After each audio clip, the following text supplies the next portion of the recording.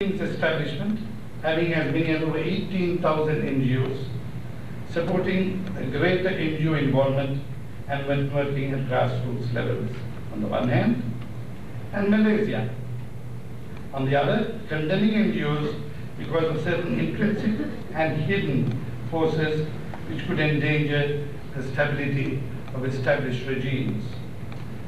The Sri Lanka NGO relationship with the state seems to be poised somewhere in between. We, as a comparatively new NGO, welcome President Premadas's stand in appointing an independent commission to go into this vexed question. We also believe, in this context, that the answer lies somewhere in between. And we are media, a Medanagan, a Madhyama Pratipatti. In the interrelationship between government and the NGO, in the long-term interest of broad-basing expertise and funds where it is most needed among the rural poor. International donors have already decided that the aid will be channeled where it will be most effective and the democratic process strengthened. Dr. Ananda Coomaraswamy once said that this region had a unique contribution to make to world culture. This contribution is the wisdom of Asia. In a strife-torn and divided world, in an era of the forces of fragmentation rearing its ugly head at political, ethnic, and linguistic levels, how is this to be achieved?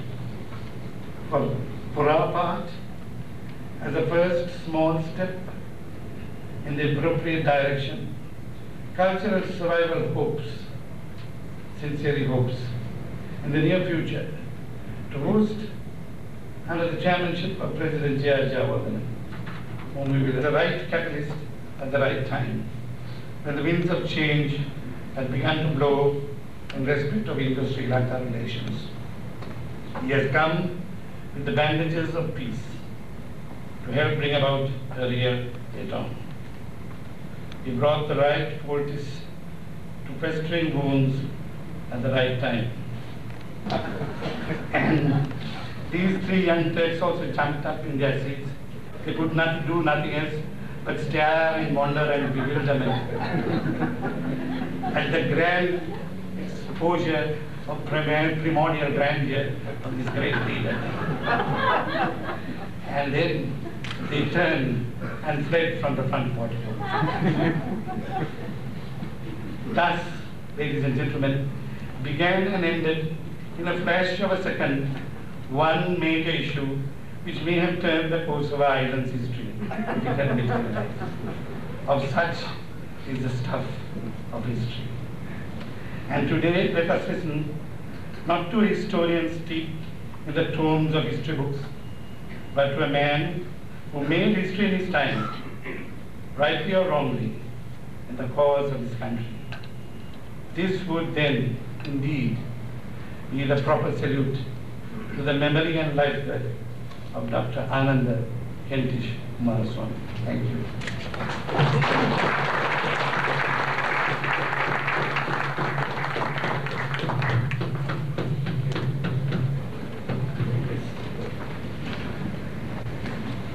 Ladies and gentlemen,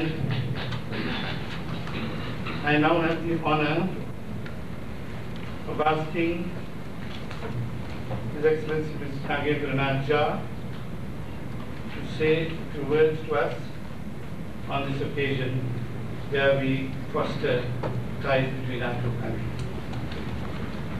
High Commissioner Jha. One humble tribute to a truly remarkable product of the composite Indo-Sri Lankan culture and civilization, Ananda Coomaraswamy. Today, fortunately, we have present in our midst another great personality, President Jayajawardena, who's cast in the same mold and equally a true synthesizer of the Indo-Sri Lankan cultural milieu. Nimble has asked me to say a few words as a prelude to the most interesting talk we are going to hear in a few minutes' time. And I thought I would utilize this opportunity to highlight some of the lofty principles and tenets which have consistently characterized the long and distinguished justice career of President Jayawardene. President Jayawardene's earliest introduction to India quite clearly came through his deep and intensive study and practice of Buddhism, through his deep and abiding faith in the teachings of the Enlightened.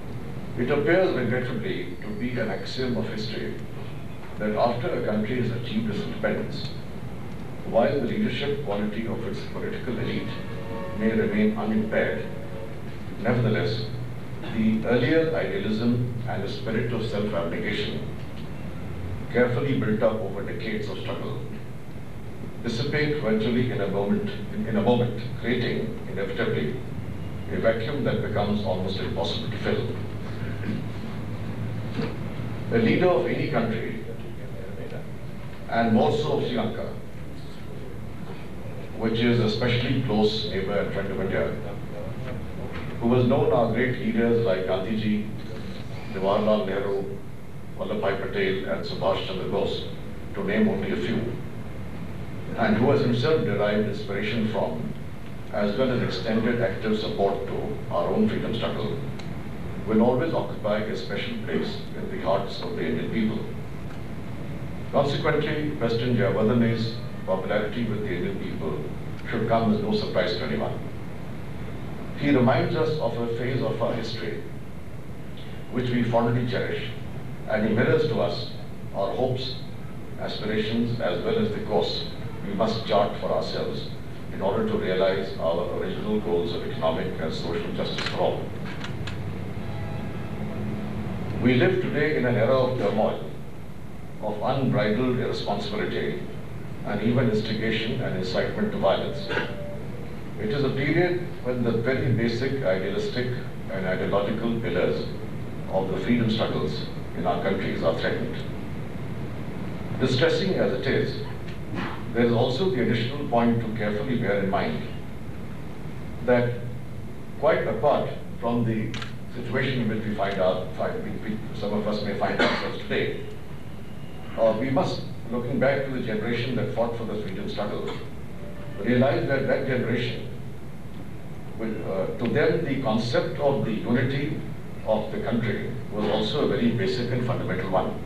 And finally, Mr. Chairman, I would like to take this opportunity to thank you as an old friend and for organizing this very impressive meeting and for all the painstaking efforts that you have put into it. Thank you very much.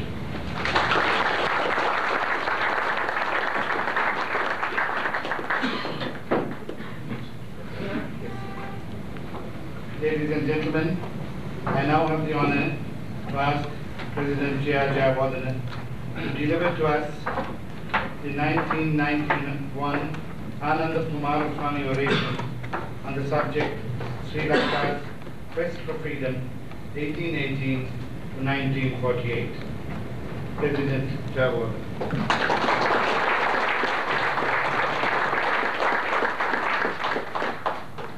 Mr. Chairman, ladies and gentlemen, thank you for the very kind words in which I have been introduced to this audience. And I thought to myself, what a wonderful place for oration. In the safety of the hands of the manager of the Samarkand, your